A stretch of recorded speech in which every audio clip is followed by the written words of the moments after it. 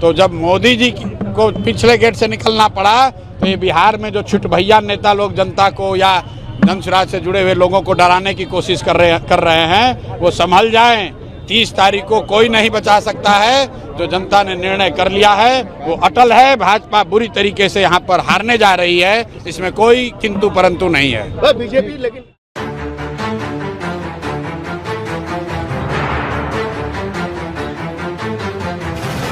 नमस्कार, मैं हूं आपका दोस्त आलोक कुमार। अभिवादन स्वीकार कीजिए मेरा और मेरे साथ चलिए पटना के बांकीपुर में उपचुनाव है। उपचुनाव की सरगर्मी है। 30 जुलाई को मतदान है। सवाल ये है कि क्या 30 जुलाई को बांकीपुर के मतदाता 20 जुलाई को दिल्ली की सड़कों पर जो कुछ हुआ, पार्लियामेंट स्ट्रीट के लिए जो लोग छात्र निकले उन पर लाठियां बरसाई गई, जंतर मंतर की घटना को याद रख पाएंगे? 10 दिनों तक उनकी स्मृति में ये बात छाई रखेगी कि हर घर से बच्चा है, हर घर से छात्र है। उन छात्रों पर जो लाठियां बरसाई गई, सभी टीवी चैनलों ने, सोशल मीडिया के चैनलों ने खुलेआम दिखाया, सरेआम दिखाया। भारतीय जनता पार्टी की सरकार पर पहली बार कोई गंभीर सवाल उठा है और इस सवाल को क्या लोग वोटिंग के दरमियान याद रखेंगे या ठीक उसी पैटर्न पे चलेंगे जैसा 1995 से चलते चले आ रहे हैं बांकीपुर के मतदाता। बांकीपुर की मतदाता 1995 से नवल किशोर सिन्हा के दिनों से नितिन नवीन जो राष्ट्रीय अध्यक्ष भारतीय जनता पार्टी के, उनके पिता के दिनों से भारतीय जनता पार्टी के हक में ही वोट करती रही। तो भारतीय जनता पार्टी का जो दुर्ग कहा जाता, अवैध दुर्ग, क्या इस अवैध दुर्ग पे कोई असर नहीं पड़ेगा? छात्रों पर जो लाठीचार्ज हुआ, क्या ये पूरा मामला, दिल्ली का मामला जो है, पटना के शहरी मतदाताओं के सिर चढ़ के नहीं बोलेगा? क्योंकि हर घर से छात्र है, हर घर से बच्चे हैं। इन्हीं बच्चों पर पहली बार भारतीय राजनीति में अत्याचार होता हुआ दिखा है, सीधे डायरेक्ट उन छात्रों को होता हुआ दिखा है जो शिक्षा में सुधार की बात कर रहे हैं। लेकिन सरकार अपने अहंकार में उनकी बात सुन नहीं रही है, संवाद कर नहीं रही है। हुजूम सा उड़ा पर जंतर मंतर पर संसद को घेर लिया। कहते कोई एस्टिमेट नहीं था, कोई पूर्व आकलन नहीं था सरकार के पास, इतने बड़े संख्या में छात्र जुटने वाले हैं, इकट्ठे होने वाले हैं। आईबी की रिपोर्ट कहती है सरकार से असेसमेंट में गंभीर चुके हुई, कहीं से दूर दूर तक सरकार यह अनुमान नहीं लगा पाई।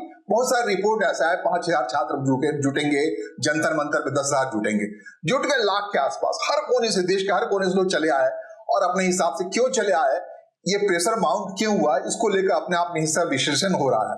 लेकिन सरकार को उम्मीद नहीं थी कि संसद को इस तरीके से घेर दिया जाएगा। तो क्या ये 10 दिन पहले, मतदान से 10 दिन पहले पूरी बड़ी घटना का असर बांकीपुर के मतदाताओं के दिमाग में बैठेगा? ये सवाल इसलिए भी और गंभीर है क्योंकि मैदान में प्रशांत किशोर है। जनसुराज इस मसले को भुनाने में कहीं से कोई कसर नहीं छोड़ने वाली। कहते हैं प्रशांत किशोर का बांकीपुर से जीत जाना किसी बड़े चमत्कार से कम नहीं होगा। तो हाँ, चमत्कार कहां होता है? इसी राजनीति में तो होता है। तो क्या बांकीपुर में इस बार ऐसा कोई चमत्कार होने वाला है? बांकीपुर की जनता शिक्षा सुधार में बात करने वाले, रोजगार की बात करने वाले, पलायन को रोकने की बात करने वाले बिहार से ऐसे किसी नेता को जो लगातार 3 साल से 3.5 साल से एग्रेसिवली कोशिश कर रहा है, बता रहा है, लोगों के बीच घूम घूम करके शहरी मतदाताओं को प्रभावित करने की कोशिश कर रहा है, उसकी बात सुनेंगे।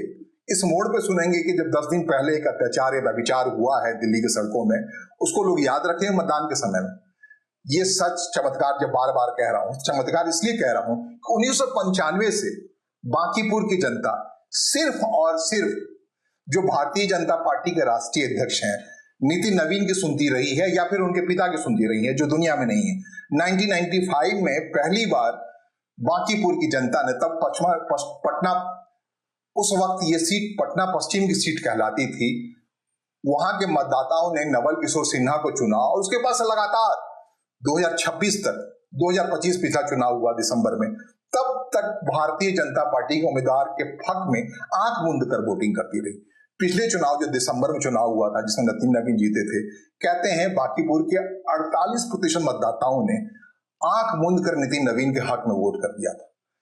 51,000 से ज्यादा वोटों से जीत गए थे। नंबर 2 पे रही थी आरजेडी की रेखा गुप्ता, जो वहां के वैश्य परिवार से आती हैं। इस बार भी वो मैदान में है और उनकी मौजूदगी में जो पिछली बार नंबर 2 थी, मार पर्याप्त संख्या में, कहते जमानत जब्त करा लिया था जनसुराज के उम्मीदवार ने उस समय।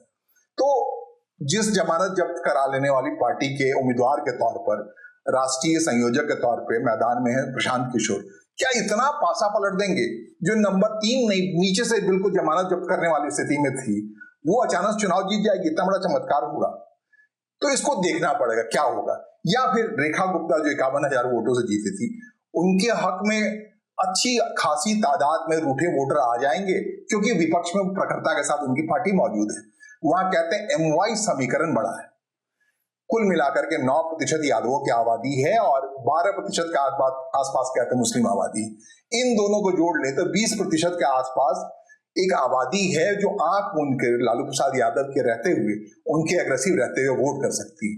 जहां तक बार बार जो बात आती है कि 1995 से सीट पर अगड़ी जाति में से कायस्थ परिवार का हक है, तो उसकी कुल आबादी कितनी है आप जोड़ेंगे इस यहाँ वोटिंग लिस्ट में, तो कुल जब आप लोग कहते हैं 12 से 14% के आसपास वोटर हैं जो कायस्थ जाति से हैं। अगर आंख बंद के, वैसे भी वो भारतीय जनता पार्टी के वोटर हैं पारंपरिक तौर से, ये पटना के लोगों ने अलग कुमरार में देखा है, पिछली दफे अलग अलग जगहों पर देखा है, तो क्या ये 12% या 14% आबादी के हक में ही वोट रहेगा, पैटर्न रहेगा, या सीट रहेगी, या फिर MY समीकरण जिसके बारे में कहते हैं लालू प्रसाद यादव के समीकरण है, तेजस्वी यादव का समीकरण है, उसके उम्मीदवार के मौजूदगी में जो तकरीबन 20 से 21% आबादी होती है, वो RJD के पास ही रहेगी।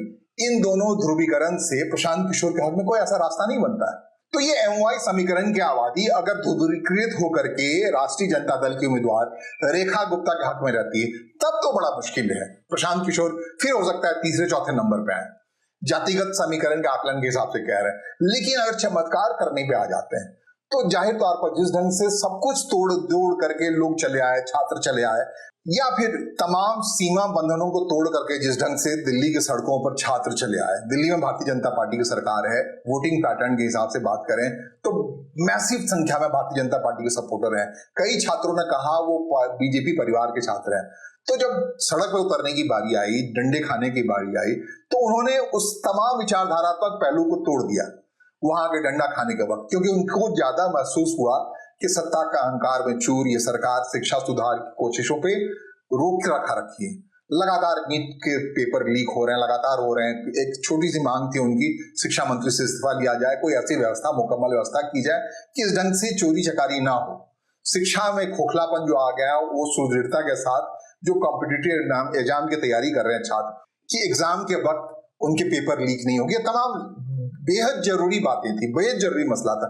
इससे कोई दो राय रखेगा नहीं, ये समझते हुए बड़ी संख्या में छात्र वहां जुट गए थे। तो क्या वोटिंग के समय, बांकीपुर की वोटिंग के समय ऐसे ही तमाम बेड़ों को तोड़ के, तमाम बाड़ को तोड़ करके लोग चले आएंगे उस व्यक्ति के हक में वोट करने के लिए जो लगातार कह रहा है शिक्षा सुधार की बात कह रहा है, जो रोजगार की बात कह रहा है, जो बार बार कह रहा है पलायन मुक्त बिहार का होना बहुत जरूरी है, निवेश का आना यहाँ जरूरी है, या वो कह रहा है बार बार कि हमें एक मॉडल स्टेट बनाना है बिहार को। तो इसके लिए जरूरी है, प्रशांत किशोर खुद मैदान में आ गए हैं। वो कहते हैं मुझे जिता के विधानसभा पहुंचाओ, मैं आवाज बनूंगा, चीजों को ठीक करवाऊंगा। तो क्या बांकीपुर की जनता जो कुछ 20 जुलाई को दिल्ली की सड़कों में हुआ, वो 30 जुलाई को मतदान के समय याद रखेंगे, प्रशांत किशोर हक वोट कर जाएगी? या फिर जो मैदान की स्थिति है, जमीन की स्थिति अगर आपको बताएं तो बहुत महत्वपूर्ण है। अगर आप कुल मिलाकर भारतीय जनता पार्टी उस रणनीति की बात करें जिस रणनीति के तहत वो एक निश्चिंत सी लगती है, 1995 से लगातार जिस सीट पर उसका हक है, जिस सीट से जीते हुए उम्मीदवार आज की तारीख में भारतीय जनता पार्टी के राष्ट्रीय अध्यक्ष हैं, उस सीट के मतदाताओं को भारतीय जनता पार्टी के खिलाफ वोट करा लेना, जो तत्काल हाल तक के चुनाव में 50% आबाद वोट कर गया भारतीय जनता पार्टी के लिए, उस सीट पर किसी और नए पार्टी के उम्मीदवार को, किसी प्रभावी इंसान के लिए वोट कर जाना बहुत आसान बात नहीं है। बिल्कुल आप सड़क से चलते हुए किसी को पूछेंगे, पूर्व आकलन की बात करेंगे, सब कहेगा भारतीय जनता पार्टी जीत रही। लेकिन भारतीय जनता पार्टी इसी निश्चिंतता की वजह से भारतीय जनता पार्टी ने शुरुआत में ही एक मैसिव गलती कर दी। कई मामलों में अगर क्रिकेट का मैदान होता तो हिट विकेट आउट करा दी गई होती। भाई आपने एक उम्मीदवार का नामांकन कराया, नामांकन कराने के बाद उसे वापस ले लिया, फिर नया उम्मीदवार पेश कर दिया, इसी को हिट विकेट कहते हैं। आपने चुनाव में इतनी तैयारी नहीं की, जिसको कहते हैं कैडर बेस्ड पार्टी। आखिरकार मैदान में अभिषेक कैसे आ गए? अभिषेक बाद में हटाने की नौबत क्यों आई? इसका मतलब मुकम्मल तैयारी नहीं है, या फिर आपके तैयारी में एक खास तरीके की निश्चिंतता है। और फिर जो उम्मीदवार आया है उसको लेकर कहीं से कोई नहीं कह रहा है भारतीय जनता पार्टी के कैडर चुनाव लड़ते हैं, उम्मीदवार नहीं, चेहरा नहीं। उस लिहाज से कैडरों के सहारे ये वोट डाला जाएगा। तो नीरज कुमार सिन्हा हो या नितिन नवीन हो या फिर अभिषेक हो, उसमें से कोई मतलब नहीं रखता भारतीय जनता पार्टी वहां चुनाव जीतती। तो क्या भारतीय जनता पार्टी के कैडरों के हौसले में वो बरकरार स्थिति रहेगी? जैसा कि हमने कहा कि अगर क्रिकेट का मैच होता तो हिट विकेट में भारतीय जनता पार्टी पहले शॉट में आउट हो गई होती। भाई ये मजाक बात थोड़ी है कि भारतीय जनता पार्टी जैसी बड़ी पार्टी जो कहती है दुनिया की सबसे बड़ी राजनीतिक पार्टी है, उसके राष्ट्रीय अध्यक्ष की सीट पर इतनी बड़ी चूक हो जाती है। राष्ट्रीय अध्यक्ष अभिषेक के हक में अपने बहुत सारे तस्वीरें जारी करते हैं, सब कुछ करते हैं अपने ट्विटर हैंडल से, दिखाते हैं कि उन्हीं की पसंद का व्यक्ति है। और भैया भारतीय जनता पार्टी के राष्ट्रीय अध्यक्ष के पसंद के व्यक्ति को उनके सार्वजनिक सहमति के बिना आप बदल देते हैं और दोबारा 2, 3, 24 घंटे 48 घंटे के बाद उनको नए उम्मीदवार के पक्ष में अपना समर्थन जताना पड़ता है ना? ये एक गंभीर चूक की बात है कि जिस बांकीपुर की जनता ने समझ लिया था राष्ट्रीय अध्यक्ष होने के नाते नितिन नवीन की प्रतिष्ठा पराकाष्ठा पे पहुंच गई है, उस नितिन नवीन की उस प्रतिष्ठा को, अपने अध्यक्ष की प्रतिष्ठा को लांछित नहीं किया है उनके पसंद का उम्मीदवार बदल करके। अंदर खाने बहुत सारी स्टोरी चलती रही। क्या इन सब बातों से अनभिज्ञ है बांकीपुर की जनता? कई लोग ऐसा भी कह रहे हैं कि अपने हिसाब से प्रशांत किशोर को जिताने की तैयारी चल रही, रणनीति चल रही। इस रणनीति में जानते हैं सबसे बड़े पात्र कौन है, सबसे बड़े एक्टिव व्यक्ति कौन है? उनके बारे में कहा जा रहा है बिहार विधानसभा के अंदर विपक्ष के नेता तेजस्वी यादव। एन चुनाव में जब गर्माहट भरी पड़ी वो गायब है, विदेश की यूरोप के दौरे पे है। कहते हैं कि बिल्कुल एक झलक भी पटना जो शहरी सीट है, उन्हीं के घर के आसपास का सीट है, वहां के वोटरों के बीच गया नहीं। ठीक उसी राहुल गांधी का अंदाज में जब चुनाव गर्मा गया, सब कुछ उम्मीदवार तय हो गया तो गायब। और गायब क्या, पत्नी की जन्मदिन की पार्टियां कर रहा है, सब कुछ कर रहा है, बड़ा ही अंदर में खतबदाहट है। मां जो जिस MY समीकरण की बात मैं शुरू में आपसे कर रहा था, जिसके बारे में कहते हैं लालू यादव की मौजूदगी तक वो बिल्कुल इंटैक्ट है राष्ट्रीय जनता दल के पास। अगर वो ठीक ठाक राष्ट्रीय जनता दल के उम्मीदवार जो रेखा गुप्ता है, पिछली बार उनको पड़ा था, तकरीबन 51,000 वोट आए थे। इस बार फिर अगर वो वोट पड़ जाता है तो प्रशांत किशोर के लिए चमत्कार कर पाना मुश्किल होगा, यह साफ दिख रहा है। इसके लिए जरूरी है कि प्रशांत किशोर के चमत्कार नहीं कर पाए, इसके लिए जरूरी है तेजस्वी यादव मैदान में एक्टिव रहे और अपने पिछले ही वोट को इंटैक्ट रखें।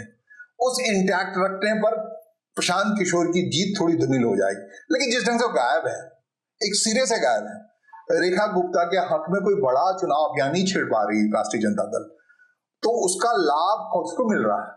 उसका लाभ परोक्ष रूप से प्रशांत किशोर को ही मिल रहा है, क्योंकि जो वाई है वो तो हो सकता है कि RJD के साथ हमेशा रहे, लेकिन M वोटर जो है, जो मुस्लिम वोटर है, वो ये तय करता है भारतीय जनता पार्टी के उम्मीदवार को जो भी हरा रहा है उसके हाथ में वोट डालेगा। तो उस लिहाज से आप करेंगे लगभग वहां पे 10 से 12% आबादी है मुस्लिमों की। वो आबादी अगर उमड़ करके सीधे प्रशांत किशोर के हक में आ जाती है, जो ढीलापन है वैश्यों के बीच, बाकियों के बीच में, वो अगर प्रशांत किशोर के हक में आ जाती, वो सब बात छोड़िए। दिल्ली के जिस जंजी की बात मैं कह रहा हूं, दिल्ली में जो तमाम पारिवारिक विचारधात्मक बंधन को तोड़ करके छात्र सड़क पर चले आए थे शिक्षा में सुधार की बात करते हुए, वो परिवार ये इस बार जातिगत बंधन को तोड़कर अगर चमत्कार ही करवाना है उनको तो प्रशांत किशोर के हक में आते हैं तो बहुत बड़ी बात हो जाएगी।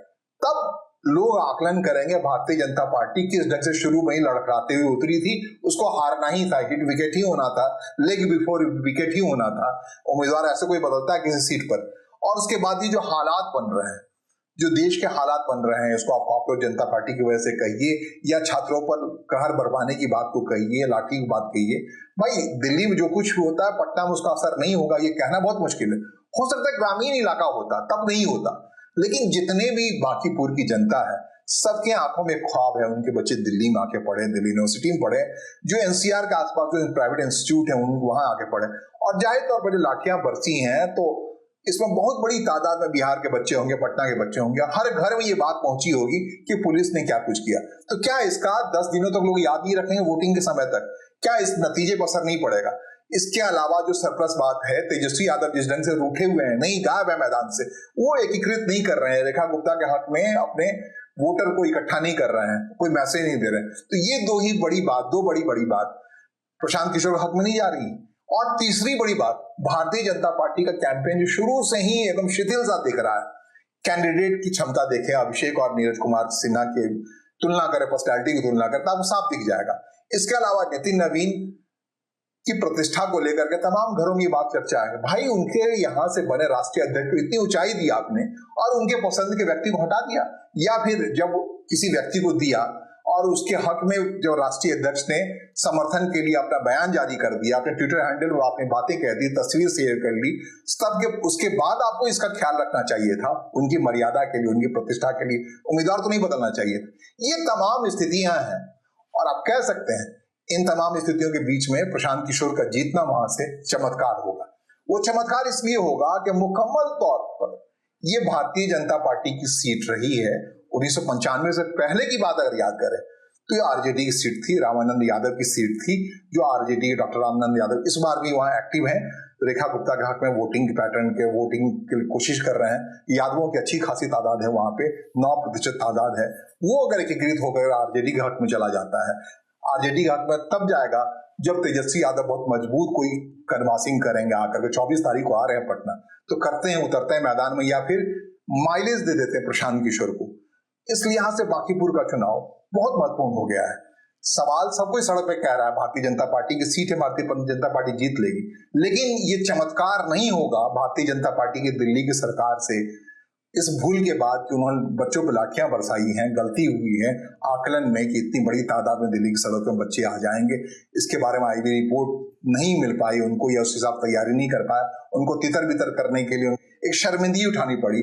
उस हालात में क्या भारतीय जनता पार्टी के हक में जो उनके पारंपरिक वोटर हैं इंटैक्ट रहेंगे, उनके बच्चों के खिलाफ जो कुछ भी हुआ है वो याद नहीं रखेंगे? 10 दिन का वक्त है, वैसे कहते हैं पब्लिक मेमोरी बहुत शॉर्ट होती है, तो क्या वास्तव में बांकीपुर के शहरी वोटरों की मेमोरी इतनी शॉर्ट है कि वो पटना दिल्ली की घटना को याद नहीं रखेगी? फिलहाल मुझे सुनने और समझने के लिए आपका आभार। नमस्कार, धन्यवाद।